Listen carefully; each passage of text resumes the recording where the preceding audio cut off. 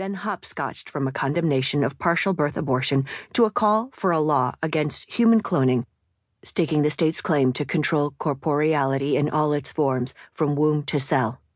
Divine might manifested as governmental jurisdiction over bodies. His voice was firm and his sentences flowed. Something was coming. Just after 9:30 p.m. Eastern Daylight Time, he looked at the camera again. Today, on the continent of Africa, nearly 30 million people have the AIDS virus, including 3 million children under the age of 15, he said. I recognize the facts that were a catechism for me and many others working on global AIDS, an American neologism for the epidemic beyond U.S. borders. There are whole countries where more than 1/3 of the adult population carries the infection. More than 4 million require immediate drug treatment. Yet across that continent, only 50,000 AIDS victims, only 50,000, he repeated himself as we activists did in our own speeches, marveling at the inhumanity, are receiving the medicine they need. Bush continued. A doctor in rural South Africa describes his frustration. He says, "We have no medicines. Many hospitals tell people, 'You've got AIDS, we can't help you. Go home and die.'" In the age of miraculous medicines, no person should have to hear those words. Tonight, I propose the emergency plan for AIDS relief, a work of mercy beyond all current international efforts to help the people of Africa. This comprehensive plan will prevent 7 million new AIDS infections, treat at least 2 million people with life-extending drugs, and provide humane care for millions of people suffering from AIDS and for children orphaned by AIDS. I ask the Congress to commit $15 billion over the next 5 years, including nearly $10 billion in new money, to turn the tide against AIDS in the most afflicted nations of Africa and the Caribbean.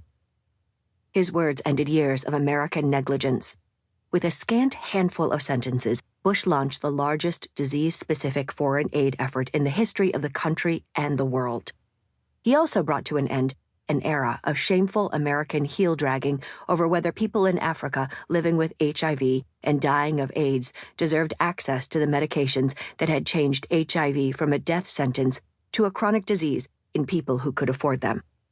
In the years to come, members of Congress would call the president's plan the most effective American foreign aid since the Marshall Plan, the legendary post-World War II effort to rebuild Europe and head off Soviet alliances.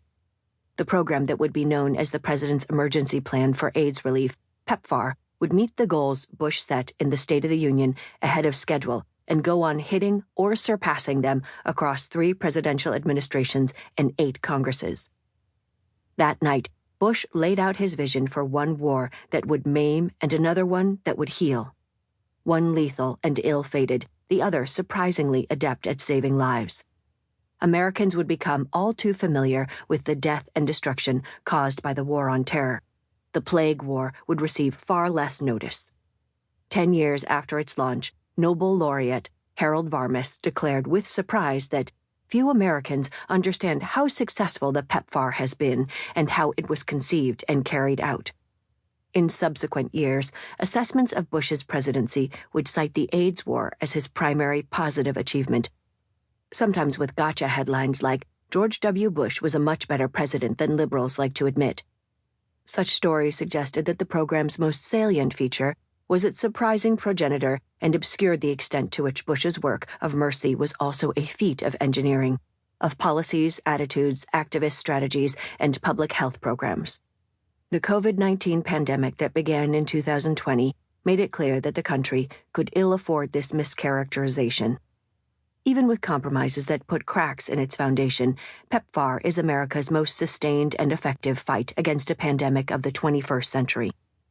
An unprecedented achievement in promoting public health instead of public death, it offers lessons in how the U.S. government can organize and implement a long-term plague war.